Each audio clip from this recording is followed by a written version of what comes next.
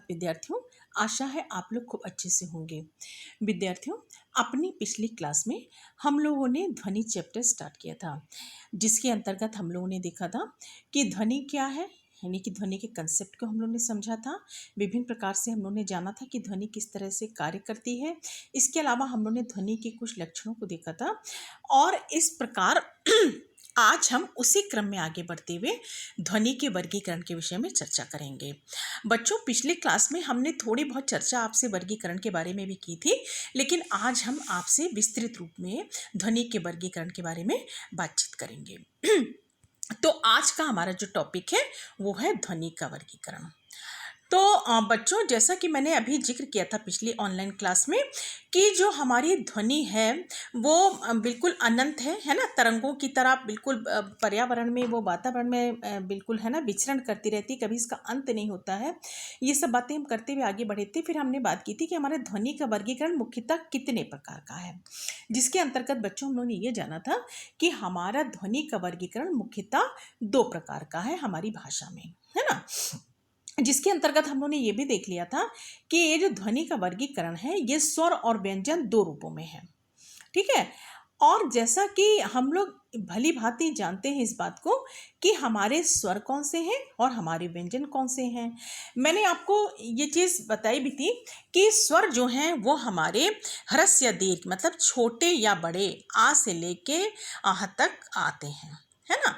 इसके बाद बच्चों जो कुछ भी था, यानी का से ज्ञा, छत्र ज्ञा तक, वो सब हमारा व्यंजन में समाहित था। तो इस प्रकार से हमने स्वर और व्यंजन का वर्गीकरण हम लोगों ने, यानी कि ध्वनि का वर्गीकरण समझा था। इसके बाद बच्चों हमने ये चर्चा की थी कि जो हमारा ध्वनि का वर्गीकरण है, जो विशेष रूप से व्यंजन का, तो व्यंजन में हमारे ये जो 5 वर्ग बनाए गए, है ना। इन व्यंजनों को 5 वर्गों में क्या किया, सूत्रबद्ध किया गया, है ना। और हर वर्ग में जो है 5-5 वर्णों को समाहित किया गया, यानी कि हर वर्ग जो हमारा है, जो 5 वर्ग थे, कावर, चावर, टावर, तावर, पावर, ये 5 वर्ग तो पहले बनाए गए व्यंजनों के, और फिर हर वर्ग में 5-5 वर्णों को जो है वो सम्मिलित किया गया। और इसके अलावा इसमें से जो हम लोगों ने अंतिम 5वां वर्ण लिया था, वो वर्ण हम लोगों ने बातचीत की थी कि वो अनुनासिक वर्ण कहलाया, है ना। हर वर्ग का 5वां वर्ण जो था, यानी कि अंतिम वर्ण जो था, वो क्या हुआ, वो अनुनासिक वर्ण कहलाया। जैसे कि हम लोग ने देखा काखा गागा अंगा, है ना, तो अंगा 5वां वर्ण है जो कि अनुनासिक है ना। चाचा जाजा इया, तो इया हमारा 5वां वर्ण क्या है, अनुनासिक है ना। ताथा दाधा ना या पापा बाबा माँ, है ना। सब तरह से हमने देखा कि 5 वर्गों में हमारा 5वां वर्ण जो है अनुनासिक है, ठीक है।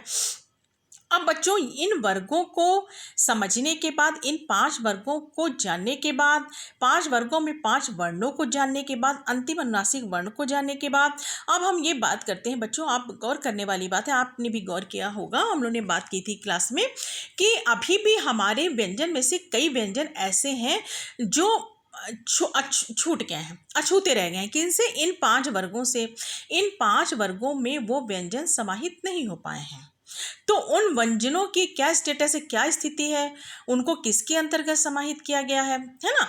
तो इसमें बच्चों हम लोगों ने ये देखा कि जो हमारा था यारा लावा, है ना, यारा लावा जो हमारे ये व्यंजन थे, छूट गए। इसके बाद हमारा जो था शा सा सा हा छूट गया। इसके बाद हमारा छत्र क्या छूट गया बच्चों।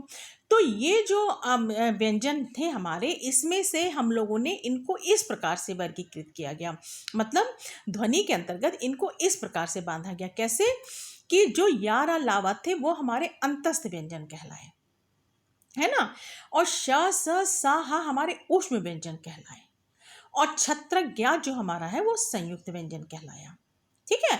तो बच्चों, इस तरह से देखिए कि जो यारा लावा है ये हमारे अंतस्थ व्यंजन किस से कहलाए, क्योंकि बहुत अंदर से आंतरिक रूप से हम इनका क्या है, जो है उच्चारण करते हैं।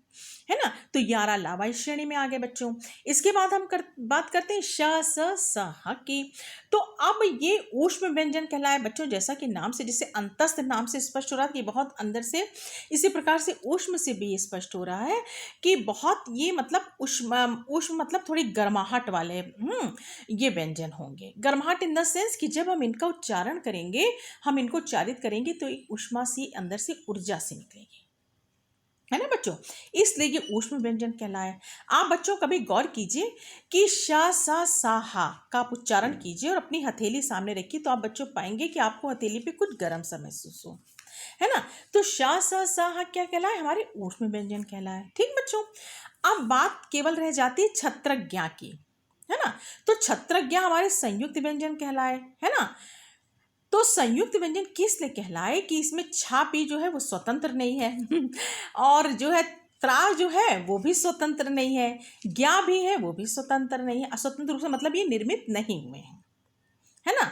अब आप जो है, आप अगर कभी गौर कीजिए तो बच्चों, जो हमारा छा वर्ण है, व्यंजन है, ये काव शा के संयोग से निर्मित हुआ है। तो जब कोई वर्ण दो लोग के संयोग से मिलकर निर्मित होगा संयुक्त रूप से, तो निश्चित रूप है बच्चों कि वो संयुक्त व्यंजन कहलाएगा, है ना। यानी कि व्यक्तिगत नहीं है, ये आत्मनिर्भर यानी स्वतंत्र नहीं है। ठीक है बच्चों, तो ये हमने देखा कि इस तरह से हमारी संपूर्ण ध्वनियों का जो है वर्गीकरण किया गया, इनको इस प्रकार से वर्गीकृत करके निरूपित किया गया। अब बच्चों, जब हमने यहाँ पे ध्वनि के वर्गीकरण को इतने विस्तृत रूप से जान लिया, तो अब यहाँ ये बात आती कि जो हमारी स्वर ध्वनियाँ हैं और व्यंजन ध्वनियाँ जो हैं, ये देखिए आप अपनी स्क्रीन पे देख रहे होंगे, इनमें अंतर क्या है ना। क्या अंतर है स्वर और व्यंजन में या स्वर और व्यंजन ध्वनियों में।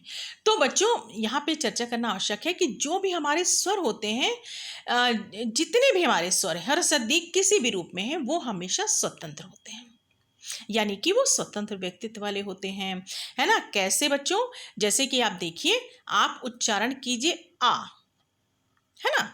तो आपने जब आ का उच्चारण किया तो आ आपका उच्चारित हो रहा है और आ में आ की ध्वनि आ रही है ना। इसका मतलब कि ये व्यंजन पे या किसी अन्य चीज पे आश्रित नहीं है ना। ई आप बोलिए तो ई आपने लिखा भी, ई का आपने बोला भी, ई सुना भी गया, राइट।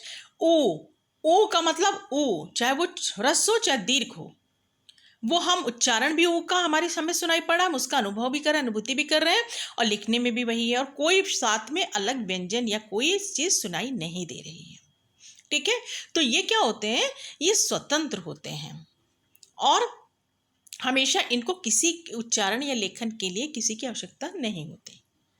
जबकि बच्चों व्यंजन जो हमारे होते हैं वो स्वतंत्र नहीं होते, वो आश्रित होते हैं किन पर, स्वर पे, है ना। तो और ये जो है सदैव स्वर का अनुगमन करते हैं, यानी कि इनको फॉलो करते हैं। ठीक है, अब हम जैसे मैं आपको पुनः, जैसे मैंने स्वर का उदाहरण देके आपको समझाया, मैं आपको समझाती हूँ। जैसे बच्चों आप गौर कीजिए कि हमने बोला पा व्यंजन है ना, पा मैंने बोला, तो आपको बाद में ध्वनि आ किसकी रही है सुनने में, आ की आ रही है ना, पा। ठीक है ना। तो इसका मतलब कि पा ये व्यंजन स्वतंत्र नहीं है, आ से मिलकर ही उच्चारित हो पा रहा है। ठीक है, इसी प्रकार से आप लीजिए दा, अब दा में आपने क्या आ सुनाई पड़ा, पुनः आपको आ सुनाई पड़ रहा है, तो हम क्या करेंगे, तो हम ये यहाँ पे जानेंगे स्पष्ट रूप से कि ये जो है व्यंजन ये आश्रित है स्वर के ऊपर और इन्हीं का ये अनुगमन करते हैं, है ना। तो इसी प्रकार से आप एक और स्वर का, दूसरे स्वर का उदाहरण लीजिए। आ के बाद आप ई का उदाहरण ले लीजिए, ई। तो ई में भी ई सुनाई पड़ रहा है, ई महसूस हो रहा है, ई का उच्चारण किया जा रहा है। अगर आप ई के बाद, है ना, आप इसी तरह से ऊ को देख लीजिए, है ना, ऊ, तो ऊ आ रहा है। ये आप कभी भी गौर कीजिए तो आप ये हमेशा पाएंगे कि व्यंजन हमेशा स्वर के साथ साथ चल रहे हैं, तभी इनका जो है व्यक्तित्व सामने आ पा रहा है। ठीक है बच्चों, लेकिन फिर भी हमारी ध्वनियों के वर्गीकरण में हमारी भाषा में स्वर और व्यंजन दोनों ही मिलकर वर्णमाला को का जो है मतलब संरचना करते हैं। है ना बच्चों।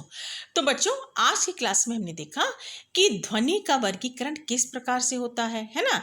ये मुख्य ध्वनि का वर्गीकरण किस रूप में किया गया, निस्वर और व्यंजन के रूप में किया गया। स्वर और व्यंजन के रूप में करने के बाद हमारी वर्णमाला को औन के रूपों में वो किया गया है ना। सूत्रबद्ध किया गया। इसके बाद हमने जाना कि अनुनासिक वर्ण क्या होते हैं, है ना, ये कहाँ है, 5वें स्थान पे हैं। इसके बाद हमने स्वर और व्यंजन के अलग अलग स्वरूप को समझा। तो बच्चों मैं ये आशा करती हूँ कि आज की क्लास में जो भी कुछ हम लोगों ने ध्वनि के बारे में अध्ययन किया वो आपको स्पष्ट रूप से समझ में आया होगा और आपको पुनः इस ध्वनि के वर्गीकरण को समझने में सहायक सिद्ध हुए होंगे। तो बच्चों अपनी अगली क्लास में हम लोग आगे के बिंदु के बारे में चर्चा करेंगे। धन्यवाद।